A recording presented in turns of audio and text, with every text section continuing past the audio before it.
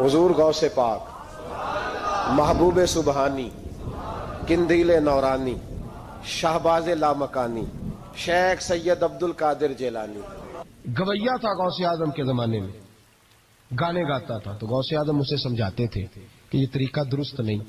बातचीत से वो मुखालफत करने लग गया, और लोग जब उनके मुफादात पे ठोकर लगती है तो वो जात पात पे उतर आते हैं। वो कहता जी देखो मेरे पीछे रश बड़ा है, लोग सुनते बड़े हैं, तो अब्दुल कादिर तो माज़अल्लाह जलते हैं मुझसे। खैर बड़ी मुखालफत की, बातें टटोल के लाता, खाते कहाँ से है, लंगर कहाँ से आता है, ये क्या है। हुजूर गौसे आज़म हंस दिया करते, फरमाते चल ठीक है मौज कर। वक्त गुजरता गया, बूढ़ा हो गया, लोग उसकी आवाज के दीवाने थे। गले की आवाज बड़ा सुरीली थी, वो अब धीमी पड़ गई। वो जो उसे सुनते थे वो किसी और को सुनने लगे। घर में भी जब तक पैसे आते थे तब तक तो घर में भी बड़ी कदर थी। अब जब घर में कुछ न दिया तो बच्चों ने भी निकाल दिया।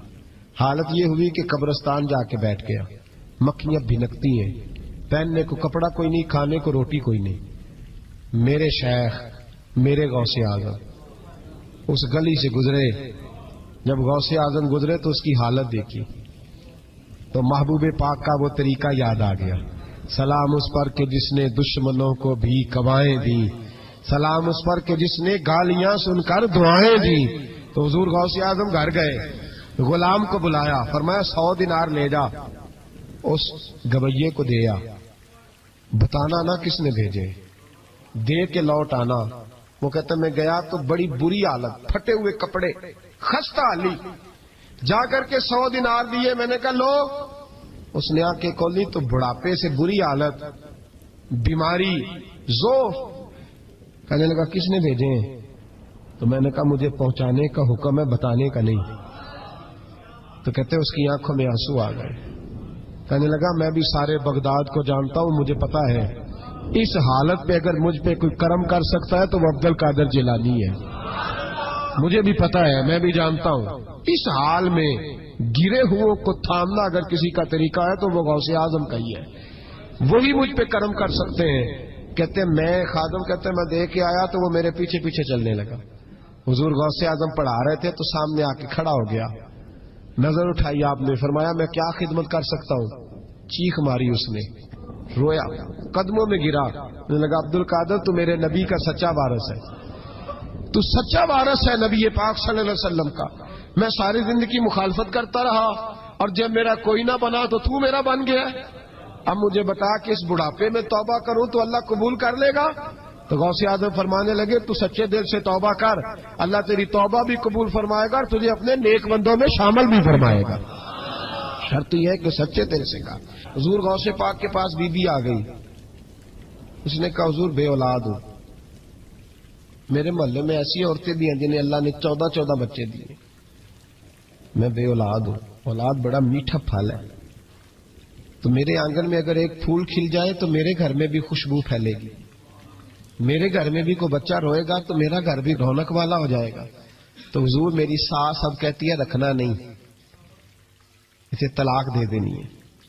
मेरा खावंद मुझे कहता मैं मजबूर हूं, मैंने बड़ा अरसा तुझे निभाया है।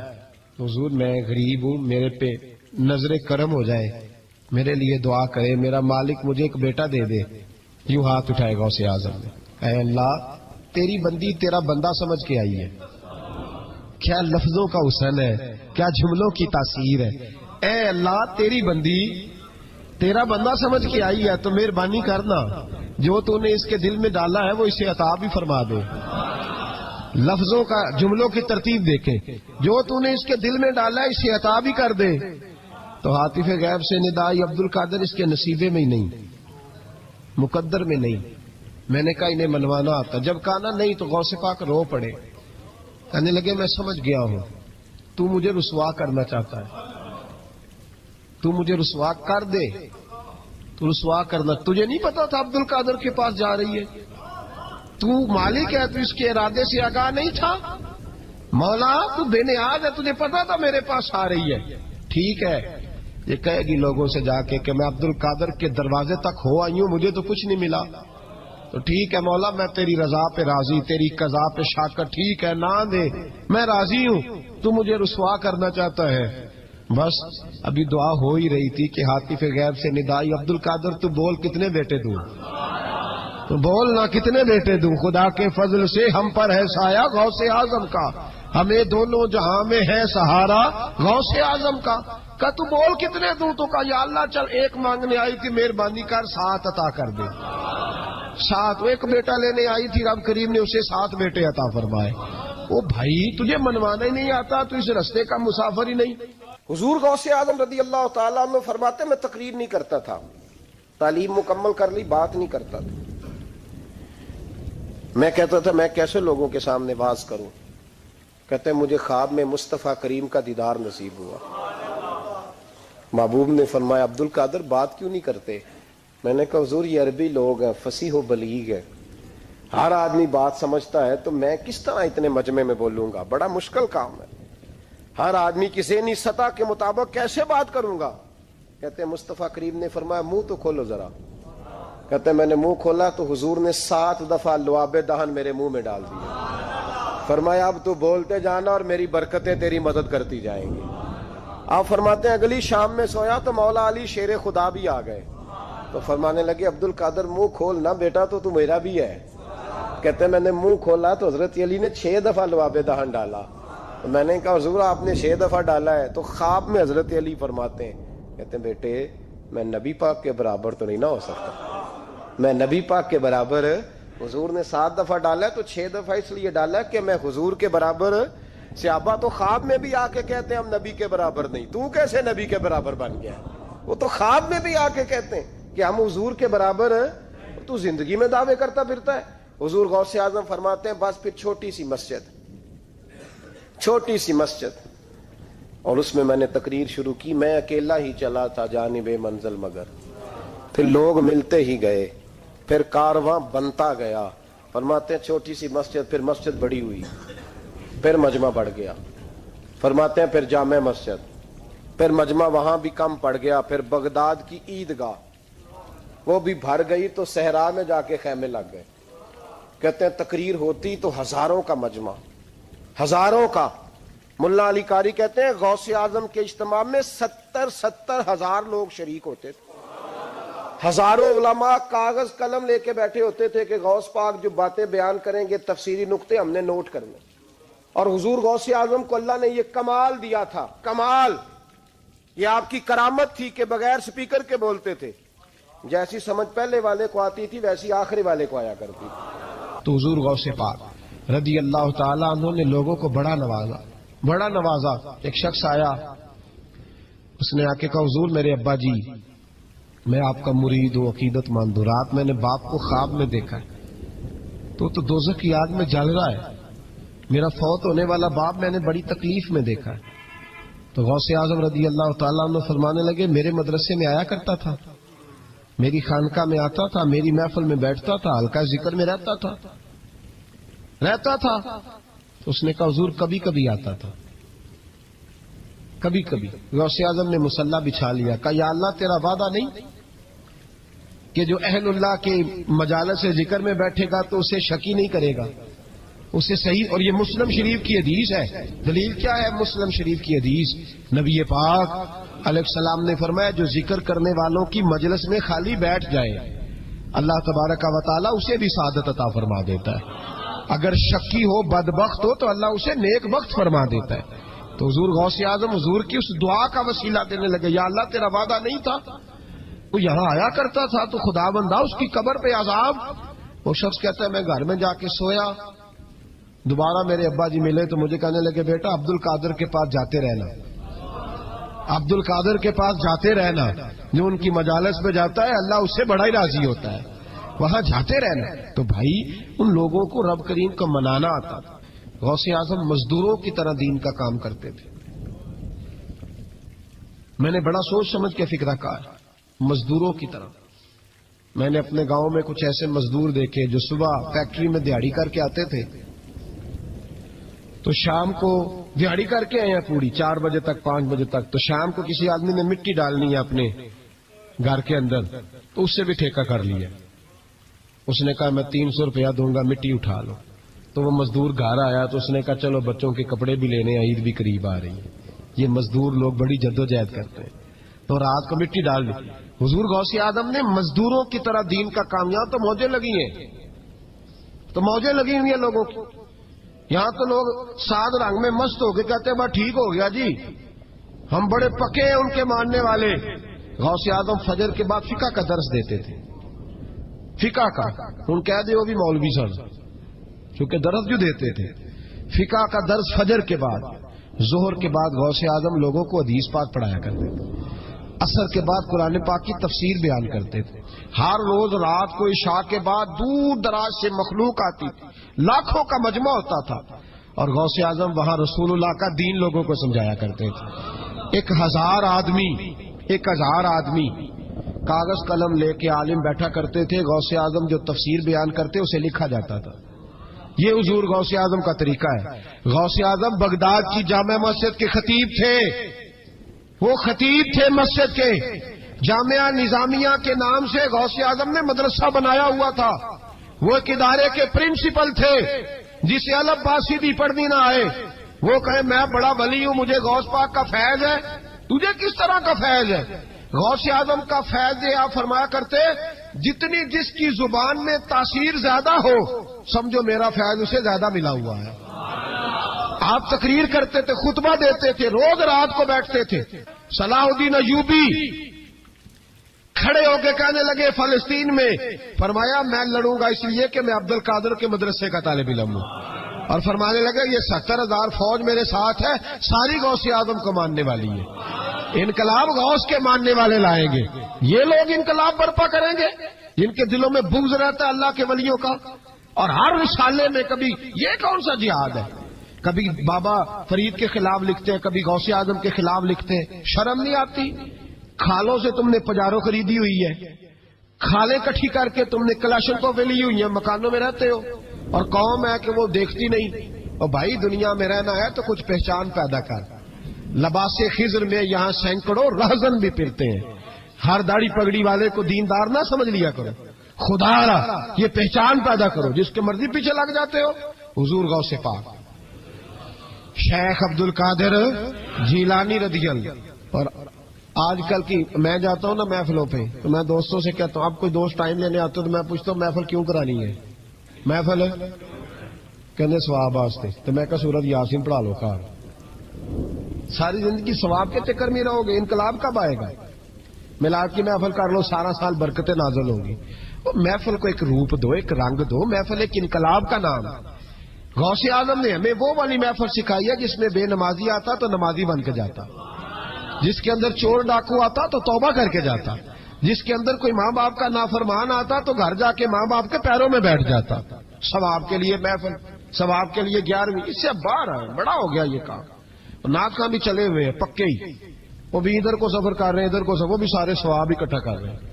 کہتے تو محفل کرا تو بخشیا جائے گا. جہدے ہاتھ نوٹاں جدہ تھی انہوں کہتے چوری صاحب شیر تیری نظر ہی.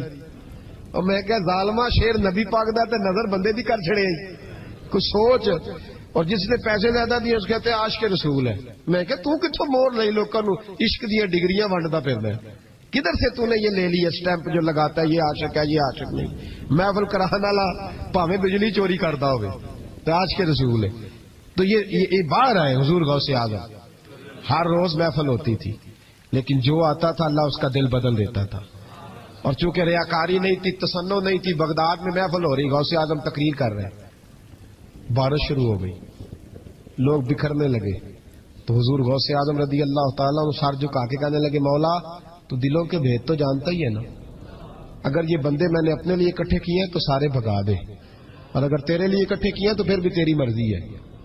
تو دلوں کے بھید جانتا ہے. لوگ کہتے ہیں سارے بغداد میں بارش ہوتی تھی, جہاں غوث اعظم کا جلسہ ہوتا تھا وہاں نہیں ہوتی تھی, وہاں نہیں ہوتی تھی, اس لیے کہ انہیں اللہ کو منانا آتا تھا, انہیں طریقہ پتا تھا. حضور غوث اعظم نے اپنی گفتگو سے, تقریر سے, خطبے سے, الفتح الربانی حضور غوث اعظم کی تقریروں کی کتاب چھپی ہوئی ہے, آپ کے ملفوظات ہیں, آپ کے خطبے.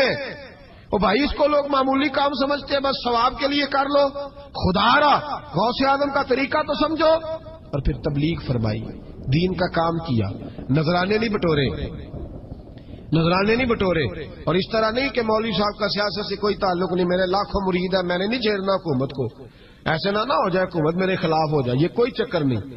بادشاہ وقت آیا نذرانہ دینے, وقت کا بادشاہ نذرانہ دینے آیا. وہ کہتا ہے میں رستے میں سوچ رہا تھا کہ اگر یہ ولی ہوئے تو مجھے پتا چل جائے گا, اگر انہوں نے سیب کھلائے نا, سیب کا موسم نہیں, پھر تو ولی اللہ ہے, اور اگر سیب نہ کھلائے تو پھر نہیں میں مانتا.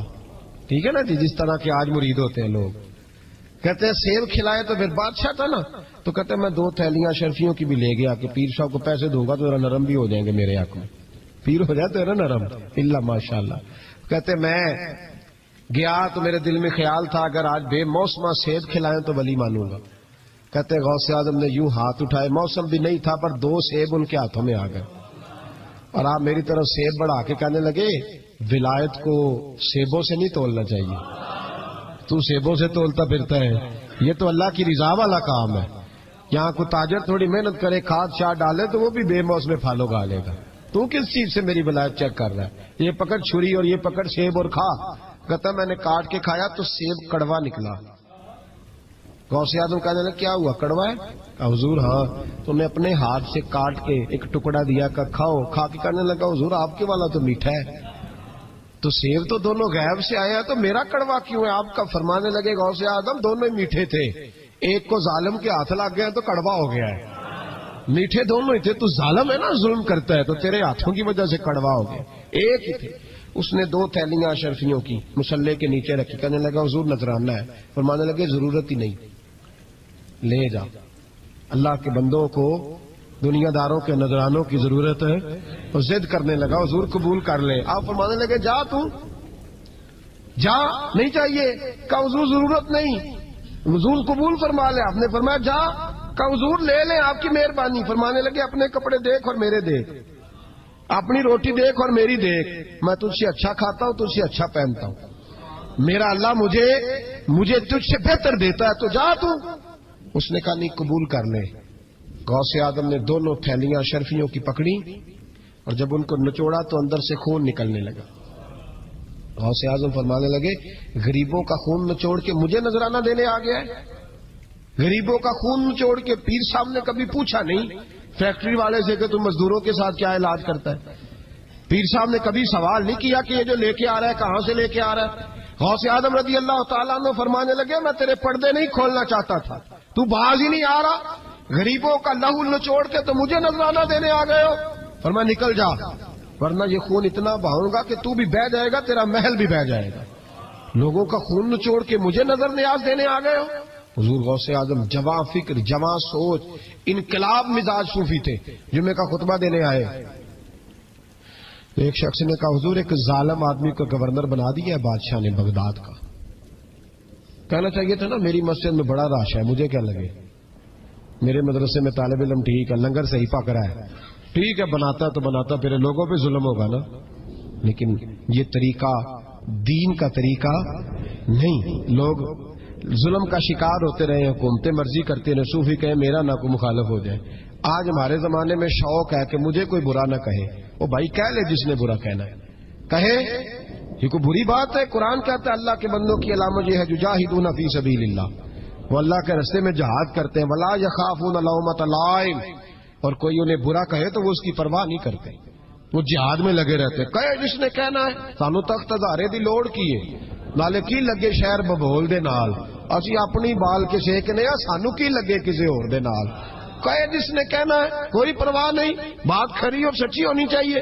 موج کرے جس کا جو دل کرتا ہے, جس کا جو دل کرتا ہے. میں ایک جگہ میں نے بڑی تگڑی تقریر کی, یہ سیالکوٹ کے قریب, بڑی سخت 2 4 5 نعت خان تھے, وہ بھی عشق کی ڈگریاں بانٹ رہے تھے اور بڑے انہوں نے نوٹ کٹھے کیے تھے. اوپر سے میرا نمبر لگ گیا تو میں نے انہیں کہا, وہ ایک بڑا شور کر رہا تھا یوں کر دیں گے ختم نبوت کے لیے, یوں کر دیں گے. تو داڑھی بالکل تازی صفائی کرا کے آیا, ہم سے سیدھا محفل پہ آ گیا تھا. میں کہ بیلیا تیرے کو داڑھی دا پار تے چکیا نہیں جانا, تے سارے دین دا کیویں چکے گا, وہ تے چک لے, وہ تیرے کو تھوڑا جہا بھی نہیں چایا جا رہا. ایک اور تھا اس میں, مجھے کہنے لگا میں تمہیں نویں نعت سنانی. میں کہا تیری مہربانی, مینوں کو پرانی سنائی, نویں کلام میرے کو نہیں ہضم ہوندے جڑے تسی شروع کیتے نے ڈم ڈم. تو مسئلہ خراب ہو گیا. ایک پیر صاحب بھی بیٹھے تھے, آپ یقین کریں نبی پاک کی نعت ہو رہی ہے اور اشارہ پیر کی طرف ہو رہا ہے. اشارہ پیر کی، حضور کی نعت ہو، نبی پاک کی نعت ہو رہی اور اشارہ. بھائی جو شعر حضور کے نام کے وہ کسی پیر پہ فٹ کرنا درست ہے؟ وہ بھی مست ہویا 100 کے نوٹ کٹ کٹ کے دے رہے ہیں. میری گل ہو رہی تو میں نے کہا شرم کرو، اللہ سے ڈرو. اور باہر نکلے نا تو ٹائر پنکچر تھا گاڑی کا ٹائر پنکچر تھا. تو میں ایک بندے نو کیا بھی انہیں پہنچنا ہے، اس دن مجھے واپس وزیر آباد بھی آنا تھا. ٹائر پنکچر ہو گیا تو مینوں کہنے لگا کسی نعت خانے کے علم آ رہا تہاڈی گڈی نو، تسی چھڑ دے نہیں نا کسی دی گل. تے انہیں دوجا بھی کر چھڑنا سی، اودی مہربانی سمجھو نے ایک کیتا. یہ حال ہو گیا ہمارا کہ لوگ اپوزیشن اس طرح کی کسی کو سمجھائے وہ مخالفت کرتا ہے. انہوں نے بعد میں میٹنگ کی انہوں کہنے لگے تو کتوں مولوی بلا لیا، اگوں نے انجدہ بلائی، کس طرح کا آدمی تھا. سب کو اس طرح اور بڑی بڑی عجیب حرکتیں. میں یہ لودرا ملتان سائڈ پہ 2-3 دن کے لیے تو نقیب محفل وہ بےزتی کری جائے مجمے دی، تسی بول دے نہیں، تسی سبحان اللہ ہی نہیں آندے. ایڈا رکھا مجمع کدے نہیں ویکھے. کنج دے تسی بندے ہو، مینوں تسی یاد رہو گے. بوڑھے بوڑھے لوگ بیٹھے ہیں، ٹھنڈ کا موسم ہے، کری جا رہے. وہ میرے سے نہ برداشت ہوا. کبھی کبھی وہ رگ بڑی تنگ کرتی ہے. کچھ دیر تو میں نے برداشت کیا تو بعد میں بول ہی پڑا. میں کہ بھائی بہ جا، تیری مہربانی، تو پیسے لے کے مفت آئے نہیں سارے، اے چنگے نہیں تیرے نالوں، اے فری بیٹھے مفت بیٹھے. تو تے پیسے لے کے مجھے انہوں نے بتایا کہ 15,000 تو نے پہلے لیے. کس بات کا لیے؟ تو یہ کوئی مذہب کا کام ہے؟ کیا چکر چلایا ہوا ہے؟ یہ کوئی طریقہ ہے؟ یہ اس طرح دین پھیلتا ہے؟ غوث اعظم جیلانی، حضور شیخ عبد القادر جیلانی، یہ لوگ اگر بادشاہوں کی ٹی سی کرتے تو انقلاب نہ برپا ہوتا. حضور غوث اعظم رضی اللہ. اور جو آ رہا ہے چودھری صاحب عاش کے رسول ہیں، اس لیے کہ 50,000 دیا محفل میں تو بس 50,000 کا عشق مل جاتا ہے. کیا تماشا لگ گیا؟ غریب آدمی میلاد کی محفل میں بھی ویڈیو کے پیچھے بیٹھتا ہے، نہ ساڑھ کو دتھی ہے نہ آگے انہیں ہے. اس چکر سے باہر آئے. غوث اعظم رضی اللہ تعالیٰ عنہ اس لیے لتاڑ لیتے تھے یہ لوگ کہ ان کے اندر لالچ نہیں تھا، کسی شخص کے ساتھ کوئی ذاتی مسئلہ نہیں تھا. بڑی مخالفت کی لوگوں نے ان کے زمانے میں بھی. ان کی جمعہ پڑھانے آئے، ایک شخص نے کہا حضور ظالم آدمی گورنر بنا دیا بادشاہ نے. غوث اعظم نے ممبر پہ چڑھ کے فرمایا میں جمعہ پڑھانے لگا ہوں، میرا جمعہ ختم ہونے سے پہلے میرا حکم ہے کہ بادشاہ گورنر بدل دے. یہ نہیں کہا میرا بیٹا بنا دے، میرا مرید بنا دے، وہ میرا رشتہ دار لگا دے. فرمایا حکم دیتا ہوں کہ جمعہ ختم ہونے سے پہلے گورنر بدل دو، ورنہ میرا نام عبد القادر جیلانی ہے، جمعے کے بعد میں خود بدل دوں گا. میں بدل دوں گا جمعے کے بعد. ہر مشکل دی کنجی یارو آتے مرداں دے آئی، میں بدل دوں گا جمعے کے بعد اور تم دیکھو گے بدلا جائے گا. لوگ کہتے ہیں جمعے کی نماز پڑھ کے نکلے تو بادشاہ دروازے پہ کھڑا تھا. کہنے لگا حضور مہربانی کرے ناراض نہ ہونا، بدل دیا گورنر. ہم نے گورنر، یہ شان تھی غوث اعظم کی کہ غوث اعظم جو کہہ دیں رب ویسا کر دے. لیکن عاجزی کیا تھی؟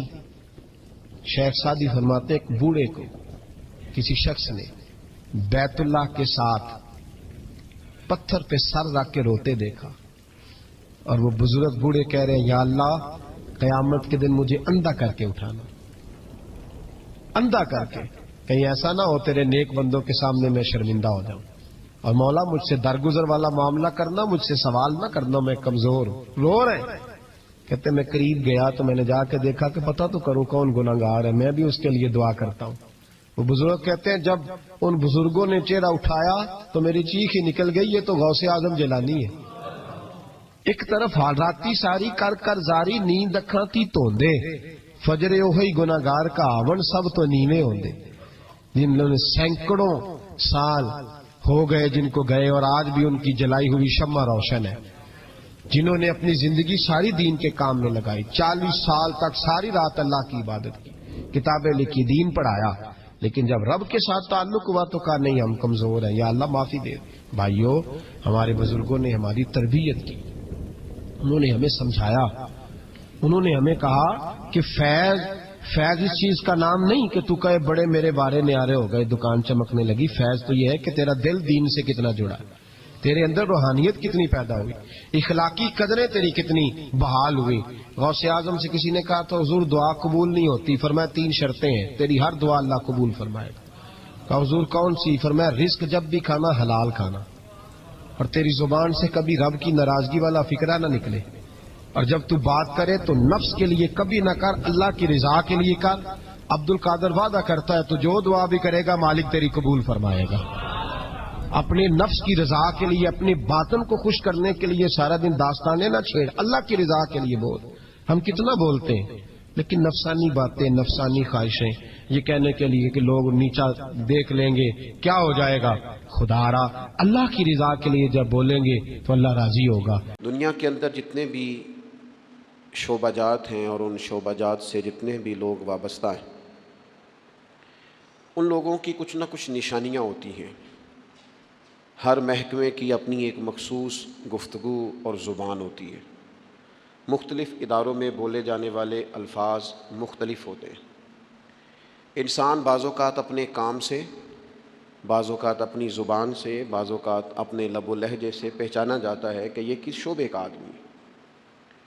آپ کسی شخص کو پگڑی داڑھی کے اندر دیکھتے ہیں تو اگرچہ اس نے فقط سنت شریعت سمجھ کر ہی اسے رکھا ہوا ہوتا ہے، لیکن اسے دیکھ کے بعض لوگ کہہ دیتے ہیں حافظ صاحب تشریف لائیے، قاری صاحب یہاں بیٹھیے، حضرت یہاں آ جائیے، کیونکہ عرف عام کے اندر یہ مزاج ہوتا ہے کہ داڑھی شریف، امامہ شریف یہ وضع قطع علماء کی، قراء کی، حفاظ کی ہوتی ہے۔ اسی طریقے سے اگر کسی شخص کو آپ دیکھتے ہیں کہ اس نے ایک مخصوص لباس پہنا ہے اور ایک مخصوص آلہ گلے میں لٹکایا ہوا ہے، تو آپ اسے دیکھ کر پہچان جاتے ہیں کہ یہ شخص ڈاکٹر ہے، تو آپ اس سے ظاہر ہے اس کے شعبے کے بارے میں گفتگو کرنی شروع کر دیتے ہیں۔ کسی بھی شعبے سے تعلق رکھنے والا کوئی بھی شخص ہوتا ہے، اس کی کچھ علامات ہوتی ہیں، اس کے کچھ اوصاف ہوتے ہیں، اس کے اندر کچھ خوبیاں پائی جاتی ہیں۔ اس کے اٹھنے بیٹھنے، کام کرنے سے اور گفتگو کرنے سے اندازہ ہو جاتا ہے کہ بندہ کس شعبے کا ہے، کس مزاج کا ہے، کس طبیعت کا ہے۔ تو دنیا کے اندر اگر بہت سارے لوگ اپنے معاملات سے، گفتگو سے، آنے جانے سے پہچانے جاتے ہیں، تو بلا مثال و بلا تشبیہ سمجھانے کے لیے عرض کرتا ہوں، بندہ مومن کے اندر بھی کچھ خوبیاں ہوتی ہیں۔ جس طرح ڈاکٹری کی ڈگری لینے کے وجہ سے وہ ایک انسان تھا، عام آدمی تھا، لیکن ڈاکٹر بننے کے بعد اس کے اندر کچھ اضافی خوبیاں آئیں گی تو اسے ڈاکٹر مانا جانا، پہچانا جائے گا۔ عالم بننے کے بعد یا کسی بھی شعبے کا کوئی بھی ماہر بننے کے بعد اس کے اندر کچھ مخصوص خوبیاں آتی ہیں تو پھر اسے اس نام سے پکارا جاتا ہے۔ یاد رکھیے گا میرے عزیز، عام بندہ، عام انسان جب مسلمان ہو جاتا ہے، جب مومن ہو جاتا ہے، کلمہ پڑھ لیتا ہے، اللہ رسول پر صدق دل سے ایمان لاتا ہے، اس کے اندر کچھ علامات پیدا ہوتی ہیں، اس کے اندر کچھ خوبیاں آتی ہیں، اس کا اٹھنا بیٹھنا، بات کرنا وہ بدل جاتا ہے۔ وہ جب کسی اچھی چیز کو دیکھتا ہے تو ماشاءاللہ کہتا ہے، سبحان اللہ کہتا ہے، وہ کسی چیز پر شکر ادا کرتا ہے تو الحمدللہ کہتا ہے، وہ جب بات چیت کرتا ہے تو اس کے لفظوں، جملوں، بات کرنے کے انداز سے محسوس کیا جا سکتا ہے کہ بندہ مسلمان ہے، مومن ہے۔ تو صاحب ایمان شخص وہ اپنی علامات سے پہچانا جائے گا، اگرچہ صبح قیامت تو یہ دیکھا جائے گا کہ اس کے اندر ایمان کتنا تھا، گہرائی کتنی تھی، لیکن روزمرہ کے معاملات کے اندر اسے خود بھی سمجھنا چاہیے، خود بھی اپنا اسے محاسبہ کرنا چاہیے کہ میرے اندر ایمانداری کتنی ہے اور میں مومن کتنا ہوں، اس بات پر اسے غور کرنا چاہیے۔ قرآن مجید کی مختلف آیات کے اندر اللہ تعالیٰ نے صاحب ایمان لوگوں کی علامات کو اور نشانیوں کو بیان فرمایا ہے۔ آپ سورہ بقرہ پڑھیں گے تو ھدی للمتقین الذین یؤمنون بالغیب ویقیمون الصلاۃ ومما رزقناہم ینفقون، یہ علامات صاحب ایمان کی بیان کی۔ سورہ مومنون کے آغاز میں اللہ تعالیٰ نے صاحب ایمان لوگوں کی علامات کو بیان کیا، مختلف جگہوں پر مختلف انداز میں۔ قرآن حکیم کے اندر صاحب ایمان لوگوں کے تذکروں کو اللہ کریم نے بیان فرمایا۔ میں نے سورہ انفال کا ایک مقام آپ کے سامنے تلاوت کیا ہے۔ ان آیات کے اندر اتر کر، ان کی گہرائی میں غور کر کے، اور ان آیات کے اندر اللہ تبارک و تعالیٰ نے جو انداز کریمانہ اپنے کلام میں اختیار فرمایا ہے، اور جس خوبصورت پیرائے میں اور جس خوبصورت ترتیب میں اور جس حسن معنوی کے ساتھ قرآن مجید نے بندہ مومن کی شانوں کو بیان فرمایا ہے، اس پہ ذرا اتر کر دیکھیں، اس کا ذرا کیف لے کر دیکھیں۔ فرمایا انما المؤمنون الذین اذا ذکر اللہ وجلت قلوبہم، فرمایا بے شک ایمان والے تو وہ لوگ ہیں جب اللہ کا ذکر کیا جاتا ہے تو ان کے دل ڈر جاتے ہیں۔ وجلت قلوبہم، اللہ تعالیٰ کے جلال کے ساتھ ان کے دل ڈرتے ہیں، ہیبت زدہ ہو جاتے۔ صرف اللہ کا ذکر کر دینے سے ہی اور قرآن مجید کا حسن دیکھ کے یہ نہیں فرمایا بندے ڈر جاتے ہیں، وجلت قلوبہم، ان کے دل ڈر جاتے ہیں، ان کے دلوں پر ہیبت طاری ہو جاتی، ڈر جاتے ہیں۔ وَإِذَا تُلِيَتْ عَلَيْهِمْ آيَاتُهُ زَادَتْهُمْ ایمانا، اور فرمایا جب اللہ کی آیتیں ان پر تلاوت کی جاتی ہیں تو ان کا ایمان ترقی پا جاتا ہے۔ اللہ کا ذکر ہو تو دل ڈر جاتے ہیں، قرآن مجید پڑھا جائے تو ایمان ترقی پذیر ہو جاتا ہے، مضبوط ہو جاتا ہے، اس کے اندر اللہ تبارک و تعالیٰ کیف میں اضافہ کر دیتا ہے۔ یہ صاحب ایمان آدمی کی شان ہے۔ اور فرمایا یہ لوگ کون ہیں؟ وَعَلَىٰ رَبِّهِمْ يَتَوَكَّلُونَ، یہ وہ لوگ ہیں جو بھروسہ اپنے رب پر کرتے ہیں، ساری امیدیں ساری آرزویں اپنے مالک سے وابستہ کرتے ہیں، ان کا سارے کا سارا اعتماد اپنے مالک کریم پر ہوتا ہے، یہ مومنوں کی شان ہے۔ اور پھر ارشاد فرمایا الذین یقیمون الصلاۃ ومما رزقناہم ینفقون، یہ وہ لوگ ہیں جو نماز قائم کرتے ہیں اور جو کچھ ہم نے انہیں دیا ہے اس میں سے اللہ کی راہ میں خرچ کرتے ہیں۔ ایک تو ان کے دل ڈر جاتے ہیں اللہ کے ذکر سے، دوسرا یہ کہ جب قرآن مجید کی آیات تلاوت کی جاتی ہیں تو ایمان ترقی پاتا ہے، تیسرا یہ کہ یہ لوگ اپنے رب پر بھروسہ کرتے ہیں، چوتھا یہ کہ نماز کو قائم کرتے ہیں، الذین یقیمون الصلاۃ، نماز قائم کرتے ہیں، اپنے ظاہری اور باطنی تمام آداب کے ساتھ نماز پابندی سے ادا کرتے ہیں، مما رزقناہم ینفقون، اور جو ہم نے ان کو دیا ہے اس میں سے خرچ کرتے ہیں ہماری راہ میں۔ اللہ کریم نے فرمایا یہ جو 5 علامتیں ہیں، 5، اللہ تعالیٰ کا ذکر ہو تو دل ڈر جائے، وَإِذَا تُلِيَتْ عَلَيْهِمْ آيَاتُهُ زَادَتْهُمْ ایمانا، قرآن پڑھا جائے تو ان کا ایمان ترقی پا جائے، وَعَلَىٰ رَبِّهِمْ يَتَوَكَّلُونَ، اپنے رب پر بھروسہ کریں، الَّذِينَ يُقِيمُونَ الصَّلَاةَ، وہ لوگ جو نماز قائم کرنے والے ہوں، وَمِمَّا رَزَقْنَاهُمْ يُنْفِقُونَ، اور جو ہم نے انہیں دیا ہے اس میں سے ہماری راہ میں خرچ کرنے والے ہوں۔ فرمایا جن لوگوں کے اندر یہ 5 علامتیں پائی جائیں گی، اولئک ھم المؤمنون حقا، فرمایا یہ سچے مومن ہیں۔ کرتے پھریں اپنے حساب سے لوگ تشریح نکالتے پھریں کہ میرے سے اچھا مسلمان کون ہوگا، لیکن رب کا قرآن کہتا ہے اپنا محاسبہ کر کے دیکھ لو، اس کا ذکر ہو تو دل ڈرتا ہے، اپنا محاسبہ کر کے دیکھ لو، قرآن کی آیتیں پڑھی جائیں تو ایمان میں ترقی ہوتی ہے۔ اپنے آپ سے پوچھ لو رب پر بھروسہ کتنا ہے، اپنے آپ سے سوال کرو نماز قائم کرنے میں تمہارا معیار کیا ہے، یہ دیکھو کہ تم اللہ کے راہ میں خرچ کرنے کے معاملے میں کتنے سخی واقع ہوئے ہو۔ اگر یہ 5 باتیں پائی جاتی ہیں تو اولئک ھم المؤمنون حقا، میرا رب فرماتا ہے یہ وہ سچے مومن ہیں جنہیں رب سچا مومن فرماتا ہے۔ یہ اللہ کا فیصلہ ہے کہ اولئک ھم المؤمنون حقا، یہ سچے مومن ہیں، یہ سچے مومن ہیں، یہ سچے مومن ہیں۔ اللہ کہتا ہے یہ ہیں جو میں تمہیں بتا رہا ہوں، یہ ہیں میرے بندے، یہ سچے مومن۔ یا اللہ تو انہیں کیا دے گا، کیا عطا کرے گا جب تو کہہ رہا ہے کہ اولئک ھم المؤمنون حقا، یہ سچے، یہ قرآن مجید کا مزہ تو لو یار کتنا زیادہ ہے، یہ سچے مومن ہیں۔ یا اللہ تو کیا دے گا انہیں، فرمایا لہم درجات عند ربہم، ان کے درجے ان کے رب کے پاس ہیں۔ اس کا ایک معنی مفسرین نے یہ کیا ہے، یہ جو کہا نا لہم درجات عند ربہم، ان کے درجے ان کے رب کے پاس ہیں، مالک فرماتا ہے اس کا ایک معنی مفسرین نے یہ کیا، یہ تو تمہیں قیامت میں پتا چلے گا کہ رب انہیں کیا کیا عطا فرمایا۔ لہم درجات عند ربہم، تمہیں کیا بتائیں اللہ انہیں کیا دے گا، ان کے درجے ان کے رب کے پاس ہیں، اس نے لکھ دیا، ان کا اجر طے کر دیا، ان کا انعام ان کے لیے مالک کریم نے اپنی رحمت سے فیصلے کر دیے کرم والے۔ ہاں تم اگر دنیاوی طور پر دیکھنا چاہو، تم اگر سمجھنا چاہو تو فرمایا وَمَغْفِرَةٌ وَرِزْقٌ کریم، ان کے درجے ہیں ان کے رب کے پاس اور ان کے لیے بخشش ہے، جو خطائیں ہو گئیں بھول کے وہ اللہ معاف کر دے گا، ان کے لیے بخشش ہے۔ اور یہ مت سمجھنا کہ صرف آخرت میں ہی نتیجہ ملے گا، یہ مت سمجھنا صرف بخشش ہی ملے گی، یہ مت سمجھنا کہ صرف اخروی زندگی ہی بہتر ہوگی، وَرِزْقٌ کریم، فرمایا ان کے لیے عزت والی روزی ہے۔ اوئے ہوئے ہوئے، اللہ کرے آپ سمجھیں قرآن مجید کا مزہ۔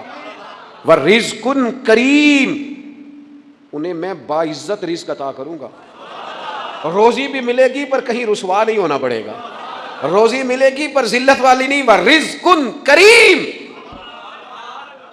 کبھی پلٹ کے دیکھو نا رب کے بندوں کی شان، اللہ انہیں رزق عطا فرماتا ہے تو عزت والا عطا فرماتا ہے۔ وقار والی روزی میں دوں گا، وقار والی. بس تم 5 چیزیں پیدا کرو اپنے اندر. ایک تو یہ دیکھو جب رب کی یاد ہوتی ہے تو دل ڈرتا ہے کہ نہیں، قرآن پڑھا جاتا ہے تو ایمان مضبوط ہوتا ہے کہ نہیں، تمہارا رب پر بھروسہ کتنا ہے، اعتماد خالق کتنا ہے، یہ اپنے اندر پیدا کرو. اور فرمایا نماز قائم کرو، اللہ کے راستے میں خرچ کرو. تم یہ 5 چیزیں پیدا کرو. رب کہتا ہے مومن بھی تم پکے ہو، درجے بھی بڑے دوں گا، جو خطائیں غلطی سے ہو گئیں وہ معاف بھی کر دوں گا. ورزق کریم، روزی ملے گی عزت والی. یہ کامل مومن کی نشانیاں قرآن مجید سورہ انفال میں بیان.